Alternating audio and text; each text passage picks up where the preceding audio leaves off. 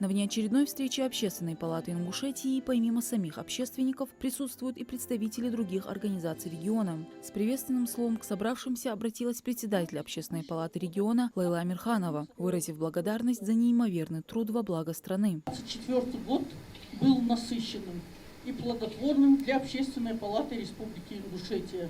В марте текущего года, как мы помним, состоялись выборы президента Российской Федерации Владимира Владимировича Путина, и Общественной палатой Республики Ингушетия была организована подготовка общественных наблюдателей за выборами, и в дальнейшем сформирован штаб общественного наблюдения за выборами в Республике Ингушетия. На встрече отметили, что за год общественниками-активистами была проделана большая работа, как в патриотическом воспитании, так и в организации гуманитарной помощи солдатам, находящимся на передовой. Общественная палата Ингушетии вносит неоценимый вклад в развитие региона.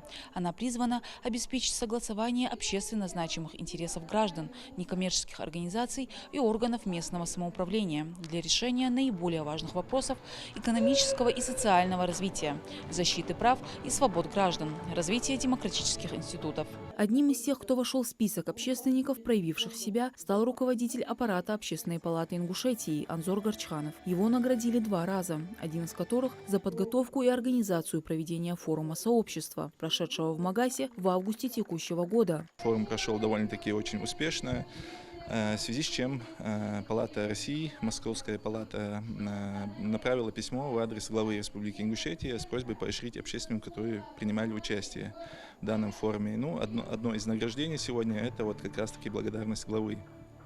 Медаль Общественной палаты, которые и меня, и некоторых членов представили, это за общую деятельность за текущий год. Это общественные мероприятия, сопровождение, как информационное, так и фактическое. Ну, вот, общая деятельность на благо общества и народа нашего.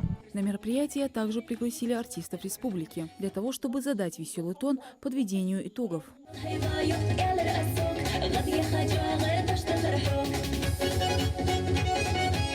В этом году для участников специальной военной операции от Республики Ингушетия были отправлены тонны гуманитарной помощи. Это теплая одежда, продукты питания, различные медикаменты и многое другое. В этом непосредственное участие приняла главврач Сунжинской центральной районной больницы Фатима Кокурхоева, за что и была награждена. Мне трудно оценить свою работу, но во всяком случае в любое время я готова оказать любую помощь, где бы она ни нуждалась. И если это касается и медицинской помощи, если это надо где-то выехать куда-то, если нас приглашают, и по своей инициативе мы всегда готовы. Награждение активистов республики Общественной палатой проводится не впервые. В 2023 году также отмечали отличившихся. 35 человек, которые свыше 5 лет занимались общественной работой. Некоторые из них присутствуют и сегодня. В прошлом году я была награждена грамотой Общественной палаты республики за